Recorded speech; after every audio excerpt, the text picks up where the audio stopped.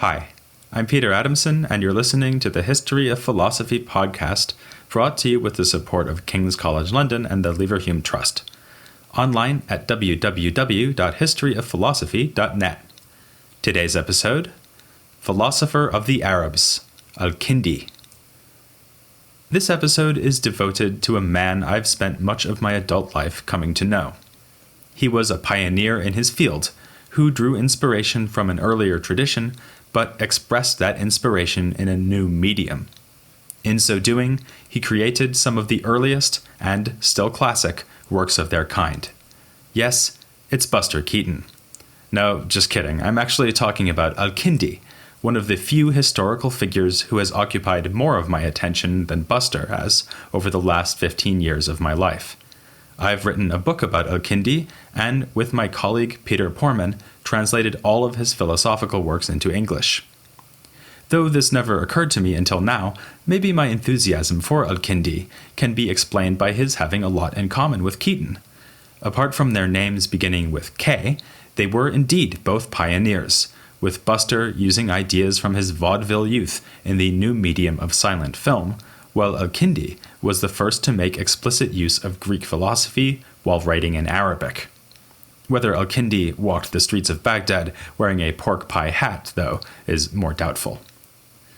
As we saw last time, Al-Kindi could read the Greek philosophical works hot off the presses, so to speak, as they were translated into Arabic. A devout Muslim, he oversaw the work of a circle of Christian translators. Probably he did not himself read Greek, but he improved the translated texts, possibly just in terms of style, possibly also with respect to content, and may have played some role in choosing the works selected for translation. Certainly, he was an intermediary between the translators and the patrons whose wealth was making the whole thing possible. Al-Kindi's family background put him in touch with the higher echelons of the Abbasid society of 9th century Iraq. The name Al-Kindi indicates that he belonged to the Arab tribe of the Kinda, which had been very powerful in earlier times, including the period before the coming of Islam.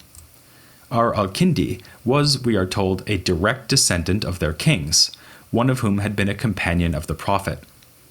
Al-Kindi's own father was emir of the city of Kufa. To emphasize his noble lineage, Al-Kindi was honored in the later tradition with the epithet Philosopher of the Arabs. The honorific also alludes to the fact that he was unusual among philosophers in claiming descent from an Arab tribe. On the strength of this privileged background, Al-Kindi ascended about as high as a philosopher could at this time, becoming attached to the court of at least one caliph, Al-Mu'tasim. He was tutor to this caliph's son Ahmad, and dedicated several works to him. Al-Kindi's masterpiece, On First Philosophy, was addressed to the caliph himself, which is rather amusing, since Al-Mu'tasim was more the type to crack together the skulls of enemies, like the Byzantines, than to crack his own skull against the formidable ramparts of Aristotelian metaphysics. In On First Philosophy, and other works, Al-Kindi was doing not just philosophy, but also public relations. He was explaining in detail why the newly translated texts emanating from his circle were valuable for a Muslim readership, especially the wealthy elite who sponsored the translations. In On First Philosophy, Al-Kindi responds stridently to certain unnamed critics, religious scholars who protested against the use of Hellenic philosophical materials. These opponents may have thought that the revelation of the Quran made such materials superfluous at best. Al-Kindi responds that the truth is valuable wherever we find it. He puts that sentiment into practice in his philosophical writings, showing that Greek ideas can provide support and explication for Muslim beliefs, ranging from the oneness of God to the immortality of the soul. The title, On First Philosophy, indicates that Al-Kindi is here giving us his version of the highest philosophical science covered in Aristotle's metaphysics. But, whereas that work deals with a variety of topics to do with principles, from principles of reasoning to the nature of substance, Al-Kindi seems to understand metaphysics rather narrowly as philosophical theology. For him, first philosophy should study the first cause, which is, of course, God. Thus, one of the main topics of the work is what we can say about God, or rather, what we can't say. The other main topic is the eternity of the universe. Why is this on the agenda? One might expect his reason to be that if the universe is not eternal, it must have been created, which proves that there is, in fact, a creator God. But if this is what Al-Kindi is thinking, he keeps that to himself. Instead, the point would seem to be that if God alone is eternal, then his eternity distinguishes him from everything he creates. If we consider again the motives of the Mu'tazilites in denying the eternity of the Quran, we may be struck by a parallel here. They too wanted to say that nothing is eternal other than God, not even God's own word. This might help account for Al-Kindi's interest in the eternity question. But when Al-Kindi comes to give arguments against the eternity of the universe, he does not draw on contemporary theologians. His main source is instead the ancient Christian philosopher John Philoponus. You'll remember that Philoponus wrote works against the eternity of the universe, aiming refutations against both Aristotle and Proclus. Al-Kindi borrows from Philoponus extensively in this section of On First Philosophy, but avoids mentioning that Aristotle was one of Philoponus's targets. What with all this reticence, maybe the comparison to silent film stars isn't so far-fetched. Of course, as a public relations man for Hellenic thought, it would hardly do for Al-Kindi to criticize the great Aristotle. Indeed, he seems to be trying to agree with Aristotle as far as he can. He provides a meticulous proof that no body, including the body of the universe, can be infinitely large. He then asserts, with less argument than we might ideally have liked, that any feature of a finite body must itself be finite.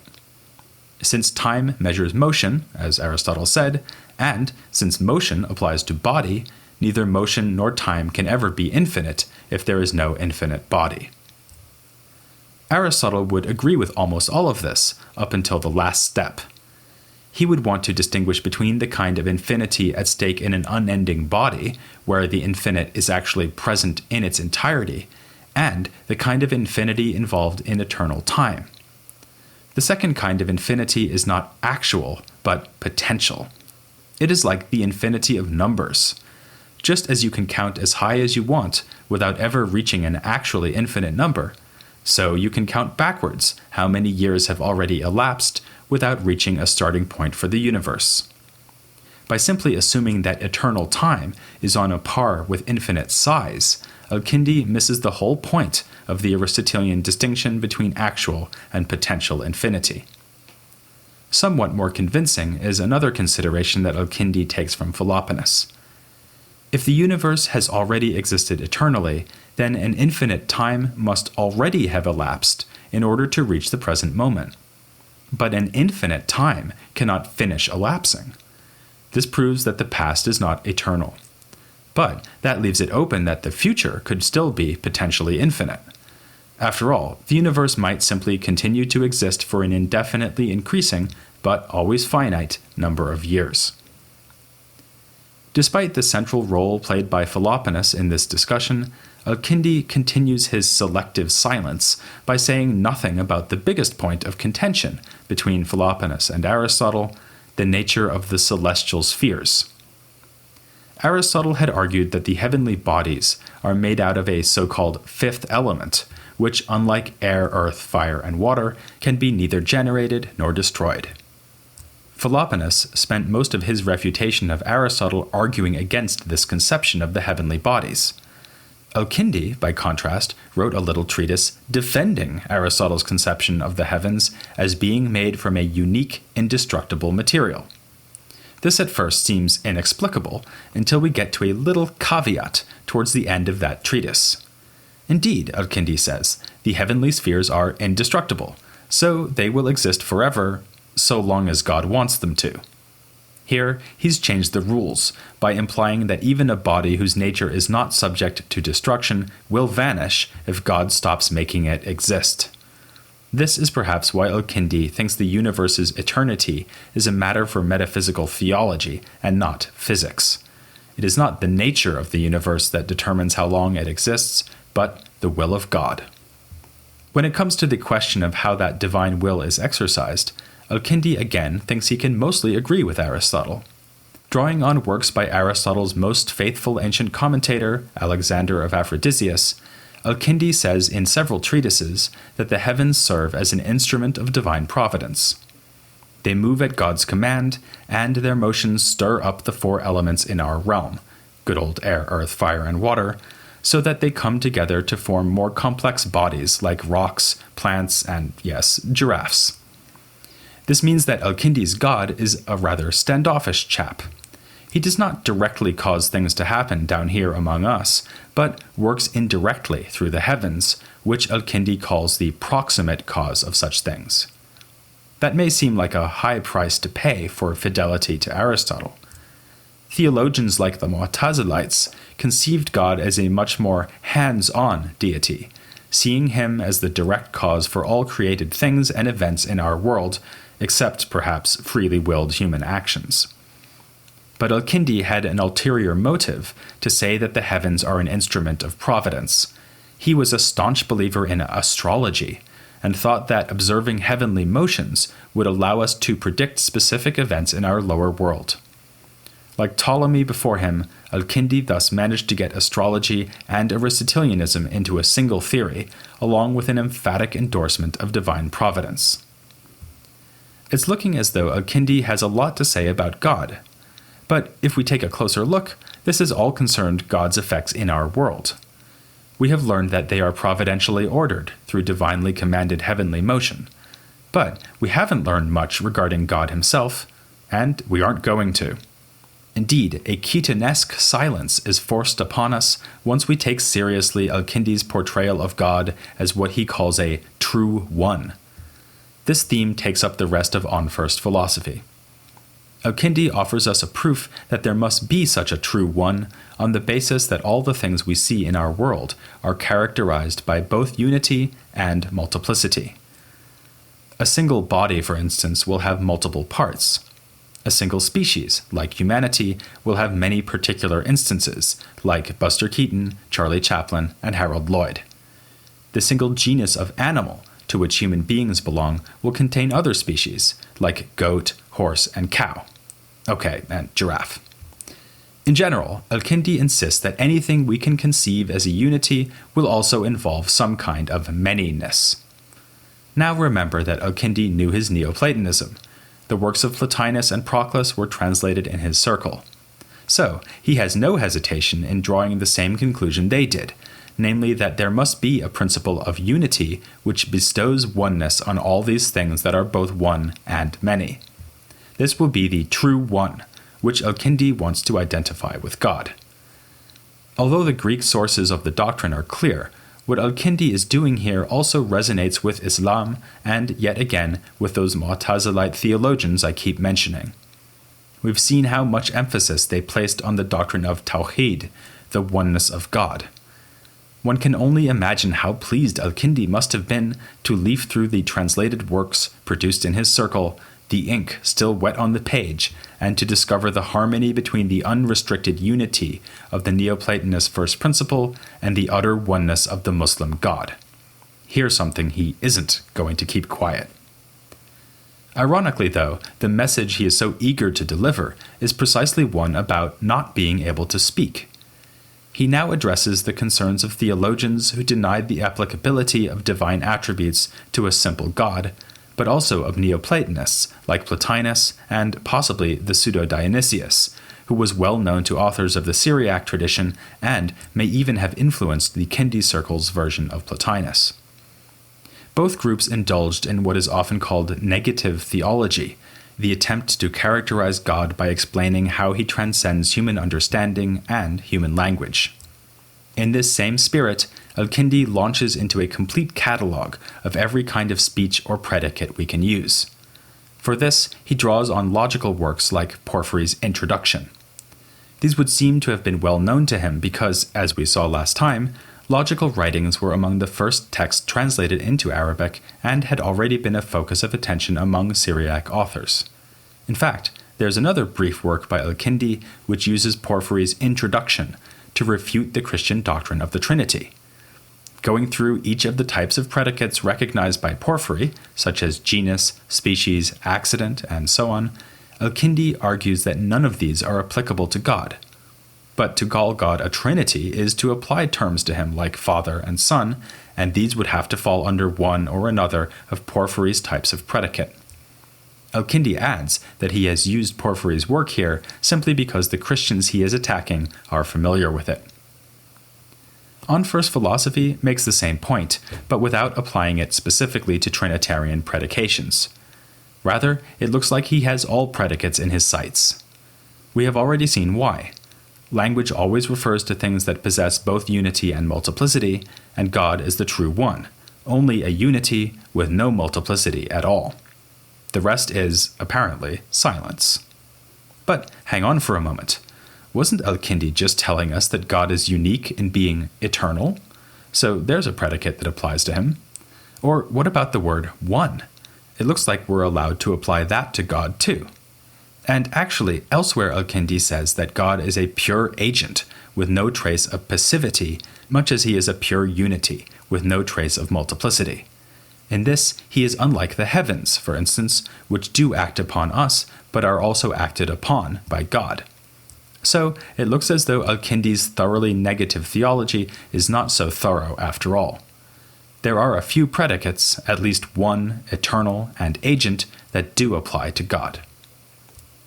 Al-Kindi's treatment of God is not the only context in which he uses Aristotelian logic to do a bit of metaphysics. He also wrote a short treatise deploying ideas from Aristotle's categories to prove that the soul is immaterial. Here we can see him straining to use his still rather incomplete library of Greek philosophical texts to establish rational grounds for the core beliefs of Islam. He has a relatively poor knowledge even of Aristotle, who will in due course be the most widely read Hellenic thinker in Arabic translation. His incomplete acquaintance with Aristotle is clear from a catalogue of Aristotle's books written by Al-Kindi. Whereas he is able to give detailed information on what happens in a work like the Categories, he sometimes seems to know very little about the Aristotelian treatises he is describing. In my favorite example, he tells us the title of the Aristotelian work, On Shortness and Length of Life, and then adds simply, "It is about the shortness and length of life." Thanks for that.